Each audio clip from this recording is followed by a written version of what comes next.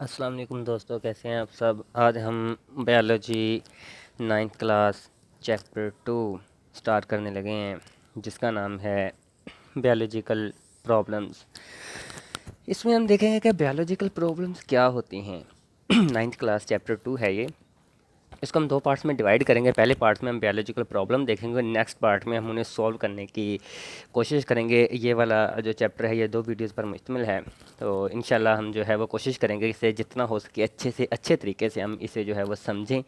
तो दोस्तों, अगर आपको वीडियो अच्छी लगे, अगर आपको इसमें समझ आए, अगर आपको लगेगा ये वीडियो बहुत ही बेनिफिशियल है, तो प्लीज़ मेरे चैनल को सब्सक्राइब करना मत भूलिएगा। आपके चैनल सब्सक्राइब करने से मुझे जो मैं आपके इस अप्रिशिएट करने से मुझे मेरी हौसला अफजाई होगी कि जनाब जो है ना आपको वीडियो की समझ आ रही है। अगर सबसे पहले हम शुरू करते हैं कि बायोलॉजिकल प्रॉब्लम होता है क्या। देखिए, प्रॉब्लम किसी भी तरह का हो सकता है, वो कोई भी प्रॉब्लम हो सकता है, लेकिन हम इसे बायोलॉजिकल प्रॉब्लम क्यों कह रहे हैं। हम इसे बायोलॉजिकल प्रॉब्लम इसीलिए कह रहे हैं क्योंकि हमने शुरू में पढ़ा था कि बायो का मतलब होता है लाइफ, और लोगोस का मतलब होता है थिंकिंग, सोचो विचार करना। कि ज़िंदगी के बारे में कोई सवाल आ चुका है जनाब। ज़िंदगी का मतलब ये नहीं है कि जनाब हम इस दुनिया में क्यों आए हैं। ज़िंदगी का मतलब ये है कि हम इस दुनिया में कैसे चल रहे हैं। बायोलॉजी इस ज़िंदगी को एक्सप्लेन करती है, कौन सी चीज़ कैसे काम कर रही है। इस चीज़ का बायोलॉजी के पास जवाब है। बायोलॉजी के पास इस चीज़ का जवाब नहीं है कि कौन सी चीज़ क्यों काम कर रही है। ठीक है, जैसा कि अगर आप सोचना शुरू करें कि हम क्यों आए इस दुनिया में, तो बायोलॉजी आपको इसका जवाब नहीं देगी। आप कहें कि इस दुनिया में चींटी क्यों आई, बायोलॉजी आपको इसका जवाब नहीं। बायोलॉजी आपको जवाब देगी कि चींटी कैसे काम करती है, वो अपनी ज़िंदगी कैसे गुजारती है। तो चलो अपने लेक्चर की तरफ, अपने टॉपिक की तरफ बढ़ते हैं। बायोलॉजिकल प्रॉब्लम ऐसा प्रॉब्लम जो कि किसी लिविंग ऑर्गेनिज्म से रिलेटेड हो, उसे हम बायोलॉजिकल प्रॉब्लम कहते हैं। इसको 6 टोटल 9 पार्ट्स में डिवाइड किया गया है। 9 तरीक़ों में आप कह सकते हैं कि डिवाइड किया गया है। सबसे पहले हम इसमें देखते हैं कि जो फर्स्ट वन होता है वो होता है recognition of a biological problem. कि जनाब बायोलॉजिकल प्रॉब्लम को रिकग्नाइज़ करना, कि कैसे वो बायोलॉजिकल प्रॉब्लम जो था वो आया है, क्या है वो। रिकग्निशन में मतलब होता है कि आपके सामने एक सवाल आ जाता है, एक क्वेश्चन आ जाता है। वो क्वेश्चन आपको या तो खुद ही आपके माइंड में किसी भी मैं रिसर्चर की बात कर रहा हूँ, वो क्वेश्चन या तो खुद किसी रिसर्चर के माइंड में आएगा, या कोई उन रिसर्चर से, बायोलॉजिस्ट से क्वेश्चन पूछ लेगा। लेट्स सपोज बायोलॉजिस्ट से सवाल पूछ लिया गया कि how plants get food, plant किस तरीके से अपनी फूड हासिल करते हैं, ये एक क्वेश्चन पूछ लिया गया। तो ये एक क्वेश्चन था। अब उसके बाद ये एक क्वेश्चन पूछ लिया गया एक बायोलॉजिस्ट से। अब बायोलॉजिस्ट क्या करेगा, अब बायोलॉजिस्ट डेफिनेटली उस क्वेश्चन के बारे में सोचेगा कि जनाब उसने मुझसे क्या पूछ लिया है, आखिर किस तरह का मुझसे उसने क्वेश्चन कर लिया है। अब इसके लिए हम एक सेकंड स्टेप लेते हैं जो कि है ऑब्जर्वेशन। अब साइंटिस्ट क्या करेगा, वो उस पर ऑब्जर्वेशन करेगा, ऑब्जर्व करेगा जिस चीज़ को, जिस क्वेश्चन जो पूछा गया उसको ऑब्जर्व करेगा। ऑब्जर्व करने के लिए वो कुछ चीज़ें यूज़ करता है, जैसा कि ऑब्जर्व करने के लिए वो अपने 5 सेंस यूज़ करेगा। उन 5 सेंसेस में जो है वो आपका आप टच, किसी चीज़ को टच करना, किसी चीज़ को स्मेल करना, उस चीज़ को जो है वो हेयर करना, मतलब सुनना, सूंघना, चखना, और ये जो है देखना।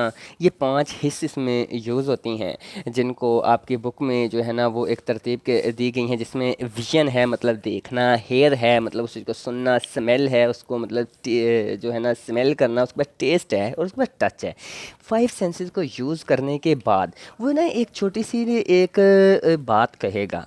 जैसा कि लेट्स सपोज के हाउ प्लांट गेट फूड में एक साइंटिस्ट ने ये देखा, उसने देखा सबसे पहले उसने प्लांट को देखा कि वो है किस तरीके का। उसके बाद उसने जनाब देखा कि वो कैसे फूड बना रहा है। सब कुछ देखने के बाद उसने जो कुछ उसमें देखा, देखने के बाद उसने ये कह दिया कि ये जो प्लांट है ना ये ऑटो मतलब अपनी खुराक खुद तैयार कर रहा है, इट्स सेल्फ ये खुराक बना रहा है। अब उसने ये तो कह दिया इट सेल्फ बना रहा है। अब ये वो 2 तरीक़ों से कहेगा, या तो वो क्वालिटेटिव तरीके से कह सकता है, क्वालिटेटिव तरीका, या होता है क्वांटिटेटिव तरीका। क्वांटिटेटिव देखिए ये इसमें तो नहीं आएगा कि कैसे तैयार कर रहा है। लेट्स सपोज आपके सामने कोई भी आपसे क्वेश्चन कर लेता है किसी किस्म का। क्वेश्चन 2 तरह के हो सकते हैं, उसके आंसर 2 तरह के हो सकते हैं। एक तो ये कि जनाब ये वाली जो चीज़ है, इस वाली चीज़ से जो है ना ये छोटी है, ठीक है। दूसरा इसका आंसर ये हो सकता है कि ये वाली चीज़ है ये इस वाली चीज़ से 3.1 यूनिट छोटी है। ठीक है, अब इसमें सिर्फ ये बताएगा कि ये जिससे छोटी है, ये था एक क्वालिटी उसकी बताई गई है, सिर्फ उसकी क्वालिटी बताएगी कि ये इससे छोटी है। लेकिन इधर उसका यूनिट भी बता दिया गया कि ये चीज़ इससे 3.1 यूनिट छोटी है। तो ये क्वांटिटी, उसकी स्पेसिफिक क्वांटिटी के बारे में बता दिया गया है यहाँ पर। आपकी बुक में दो एग्जांपल्स दी गई हैं। पहले एग्जांपल में दिया गया है कि जो फ्रीजिंग पॉइंट है वाटर का वो 0 है एंड द बॉइलिंग पॉइंट 100 है। उसका 0 है जो है वो फ्रीजिंग पॉइंट है, जिस पॉइंट पर वो फ्रीज करता है, और उसका बॉइलिंग पॉइंट जिस पर वाटर बॉयल करने लग जाता है वो उसका 100 है। अब यहाँ पर ये उसकी क्वालिटी नहीं है, ये उसकी क्वांटिटी बता दी गई। देखिए स्पेसिफिक यूनिट्स बता दिए गए हैं, तो ये उसकी क्वांटिटी है, लेकिन उसकी क्वालिटी में वो बताता है जो फ्रीजिंग पॉइंट है वाटर का वो कोल्डर है बॉइलिंग पॉइंट से। जाहिर सी बात है जो उसका फ्रीजिंग पॉइंट होगा वो बॉइलिंग पॉइंट से कूल होगा, ठंडा होगा। ठंडा होगा तो अपना जो है ना वो आपका वाटर फ्रीज करेगा। लेकिन एक जगह एक बात उसने ये की कि वाटर का बॉइलिंग पॉइंट जो है वो वाटर का फ्रीजिंग पॉइंट है जो वो कोल्डर है देन बॉइलिंग पॉइंट। ये उसने एक क्वालिटी बता दी उसकी, ये क्वालिटी है, एक खसूसियात है, खूबी है। लेकिन क्वांटिटी में वो बताता है कि जो वाटर है उसका फ्रीजिंग पॉइंट 0 है और बॉइलिंग पॉइंट 100 है। तो उसने इसमें पूरी की पूरी उस चीज़ की जो है ना वो क्वालिटी बता दी है। तो ये दो तरह के हमारे पास ऑब्जर्वेशन जो हैं वो दो तरीके की आती हैं, एक क्वालिटेटिव और दूसरी क्वांटिटेटिव आती है। अब उसे ऑब्जर्वेशन के बाद एक साइंटिस्ट के सामने क्वेश्चन आया था। क्वेश्चन के बाद उसने जनाब उस पर एक और आपके इस बुक में दिया गया है कि जनाब ये जितने भी करते जाएँ ये इसको समझने की बात होती है। सिर्फ उसने तो दो एग्जाम्पल्स आपको दी हुई हैं। दूसरे एग्जाम्पल में उसने आपको कहा हुआ है कि 1 kg जो वाटर है वो लेसर है, एथेनॉल जो है वो लेसर है आपके 1 लीटर हनी से। और दूसरी जानब उसने ये आपसे बोला हुआ है कि जनाब जो वाटर है वो लेसर, एथेनॉल या वाटर जो है वो लेसर है हनी से। तो एक तरफ उसने क्वांटिटी बताई हुई है, एक तरफ उसने क्वालिटी बताई हुई है। तो ये उसने सिर्फ इनके बारे में बताया। आगे आता है फार्मूलेशन ऑफ हाइपोथेसिस कि जनाब सबसे पहले आपने इसको ना ज़रा समझने की बात होती है, समझना सबसे ज़रूरी होता है। सबसे पहले उसने क्या किया है, सबसे पहले उसने किसी भी चीज़ के बारे में उसके सामने क्वेश्चन आया, क्वेश्चन के बाद उसने उस चीज़ को ऑब्जर्व किया, ऑब्जर्वेशन के बाद वो फिर अब एक हाइपोथेसिस बना लाया। जैसे कि हमने सबसे पहले इसके बारे में पढ़ा था कि जनाब जो प्लांट होता है, लेट्स सपोज कि ये आपके हमारे सामने हमारे पास ये एक प्लांट था। ज़रा गौर से समझिएगा, गौर को समझने से जो बात समझ में आती है वो एक सरसरी नज़र से कभी समझ में नहीं आती। और दूसरी बात यह है कि एजुकेशन में किसी भी ज़िंदगी के किसी भी फील्ड में कभी भी शॉर्टकट के पीछे मत भागो। किसी भी चीज़ को डिटेल के साथ जो है ना वो क्लियर करो। शॉर्टकट तरीका जो है वो एक इतना जो है ना वो बहुत ही अच्छा तरीका नहीं है, क्योंकि आप एक बायोलॉजिस्ट 9th क्लास जो होती है बेस होती है। आगे 10th में जाना है, FSC करनी है, और आगे इंशाल्लाह अल्लाह ताला सबको जो है ना वो आगे हायर एजुकेशन जो है ना वो करने की तौफीक अता फरमाए। तो इसको अगर आप शुरू में बेसिक चीज़ें अच्छी तरीके से कर जाओगे तो इंशाल्लाह आगे जाकर मार नहीं खाता कोई भी। तो दोस्तों मैं फिर आपसे को जो है ना वो रिवाइज़ करवाना चाहता हूँ कि अगर आपको मेरी वीडियो वाकई बेनिफिशियल लग रही हो, आपको समझ आ रही हो, तो प्लीज़ मेरे चैनल को सब्सक्राइब करना मत भूलिएगा। इससे जो है ना वो मेरी हौसला अफजाई होगी। हमने सबसे पहले देखा कि किसी भी चीज़ को एक सवाल आया हमारे दिमाग में, या किसी ने बताया, या हमें ख़ुद हमारी समझ में आया। क्वेश्चन के बाद फिर हमने उसकी ऑब्ज़र्वेशन की। ऑब्जर्वेशन के बाद फिर हम क्या करेंगे, हम ऑब्जर्वेशन के बाद एक बात कहेंगे। मतलब कि ये हमारे दिमाग में एक क्वेश्चन आया या किसी ने कहा कि प्लांट खुराक कैसे हासिल करते हैं। हमने ऑब्जर्वेट किया कि वो जो प्लांट है ना वो फोटोसिंथेसिस करते हैं, फोटोसिंथेसिस से खुराक हासिल करते हैं। ये हमने ऑब्जर्व किया। ऑब्जर्व के बाद हम एक हाइपोथेसिस दे रहे हैं। हाइपोथेसिस हम ये दे रहे हैं कि जनाब जो प्लांट हैं, प्लांट गेट फूड थ्रू कह दें या बाई कह दें फोटोसिंथेसिस। प्लांट फोटोसिंथेसिस के ज़रिए खुराक हासिल करते हैं। ये हमने एक हाइपोथेसिस दे दिया। हाइपोथेसिस का मतलब होता है कि जो हमने कुछ किया उसको एक लाइन में उसको एक प्रेजेंट कर देना कि जी इसका जवाब ये है। और हाइपोथेसिस के फ़ौरन ही बाद एक और चीज़ है जिसको नाम दिया गया है डिडक्शन का। डिटेक्शन क्या होता है, देखो हाइपोथेसिस दे दिया गया कि प्लांट जो है वो, लेट्स सपोज प्लांट की मैं एग्जांपल ले रहा हूँ कि प्लांट ने फूड जो है ना वो खुद हासिल करता है, खुद गेट करता है, किसी से नहीं लेता। उसके बाद मैंने डिडक्शन देना है, मैंने लॉजिक देना है कि भाई वो कैसे प्लांट अपनी खुराक खुद तैयार करता है। उसका आंसर ये है कि प्लांट जो है वो फोटोसिंथेसिस करता है। ये उस सवाल का आंसर है। प्लांट जो है वो फोटोसिंथेसिस करके अपनी जो फूड है वो प्रिपेयर करती है। एक डिडक्शन है। देखिए हाइपोथेसिस और डिडक्शन को समझ लीजिए, ये क्या दो चीज़ें होती है। हाइपोथेसिस में मैंने एक रिसर्च की, रिसर्च के बाद मेरे दिमाग में एक बात आ गई कि जो प्लांट है ना, ये किसी से खुराक नहीं ले रहे, प्लांट अपनी खुराक खुद बना रहे हैं।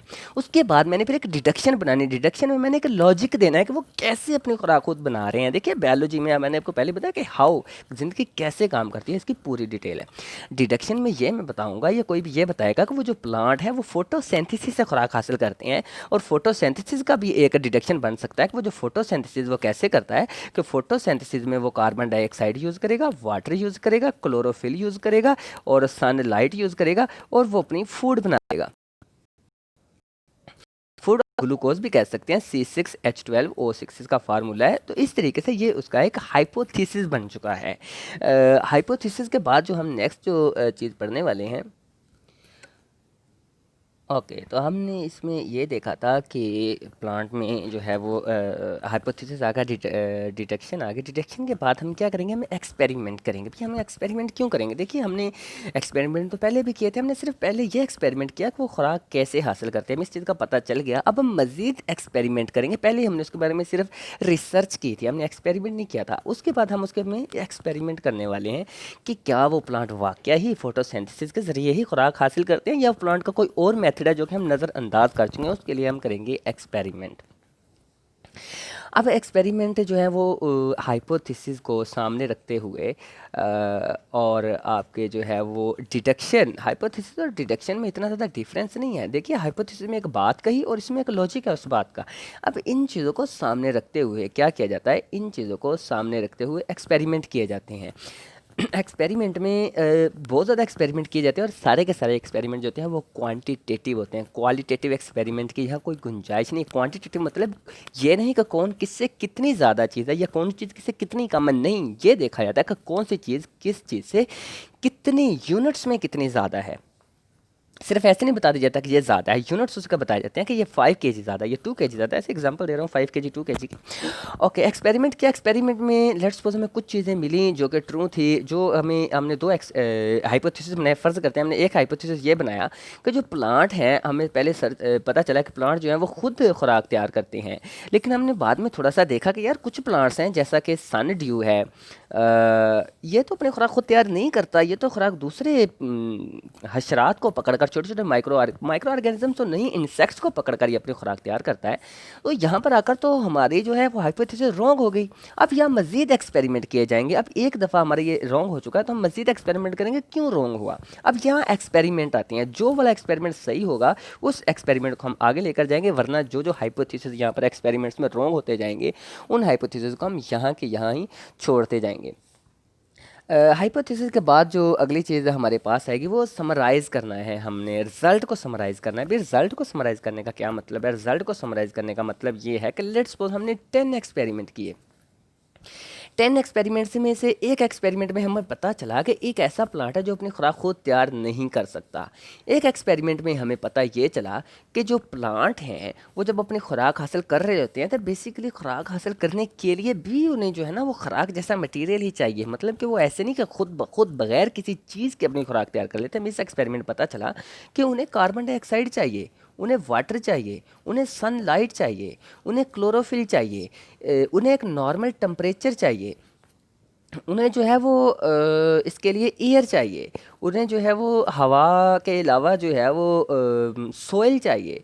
सोइल के अलावा, सोइल चाहिए का मतलब होता है सोइल में नाइट्रोजन होती है जो कि वो ट्रैक हासिल करते हैं। हमें एक एक्सपेरिमेंट में ये पता चला कि अगर ये चीज़ें नहीं होंगी तो प्लांट अपनी खुराक खुद ब खुद तैयार नहीं कर सकेंगे। हमने फिर अपने सारे एक्सपेरिमेंट को सामने रखकर समराइज़ करके हमने एक बात कहनी है कि ये जनाब ये जो प्लांट हैं ये ऑटोट्रॉफिक हैं। ऑटोट्रॉफिक के बाद अपनी खुराक खुद तैयार करते हैं। ये chlorophyll, sunlight, carbon dioxide, water की मौजूदगी में अपनी खुराक बनाते हैं। कुछ प्लांट ऐसे हैं जो कि अपनी खुराक खुद तैयार नहीं कर सकते, वो अपनी खुराक के लिए दूसरे प्लांट्स पर या इंसेक्ट्स पर डिपेंड करते हैं। ये हमने उन्हें समराइज़ कर लिया। अपने जितने भी हमने एक्सपेरिमेंट किए ना, तमाम का तमाम एक्सपेरिमेंट को हमने यहाँ समराइज़ करना है।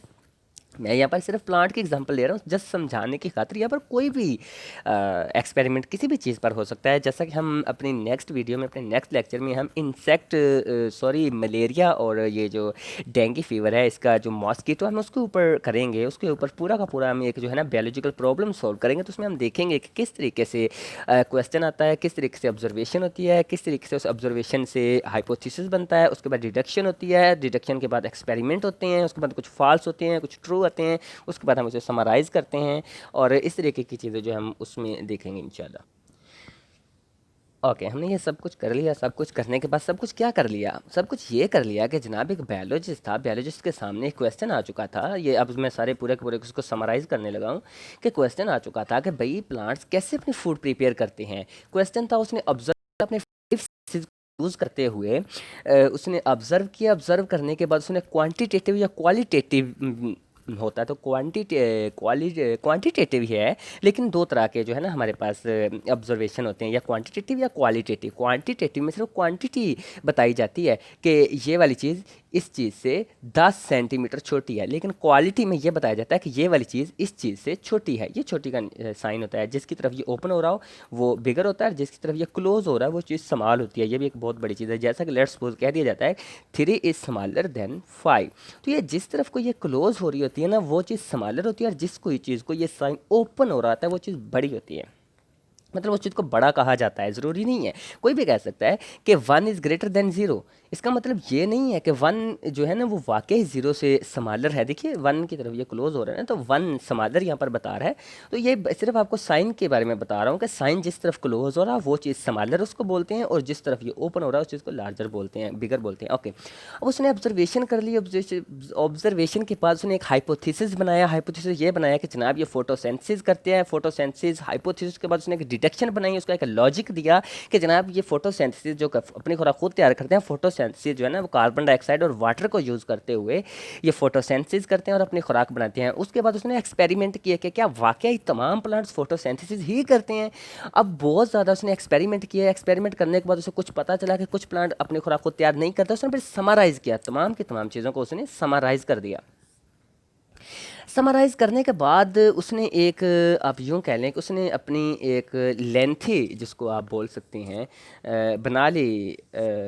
आप उसे क्या कह सकते हैं कि रिज़ल्ट बना लिया उसने। उसको करके रिज़ल्ट ये बना लिया उसने कि जनाब उसने एक, जैसा कि एक थी कॉपी ली, उसके ऊपर उसने तमाम चीज़ें लिख ली। उसने वो जो क्वेश्चन आया था उसके दिमाग में वो लिख लिया। उसके बाद उसने उस पर ऑब्जर्वेशन कैसे की, उसने हाइपोथेसिस कैसे बनाया, उसने उस डिडक्शन कैसे बनाई, एक्सपेरिमेंट कैसे किए, उसको समराइज़ कैसे किए, ये सारी चीज़ों को वो फिर एक जैसे वो समझेगा कि इसका ये जवाब है। लेट्स सपोज उसको क्लियर हो गया है कि प्लांट फोटोसेंसिस करते हैं, जबकि इस क्वेश्चन का पहले किसी के पास आंसर नहीं था।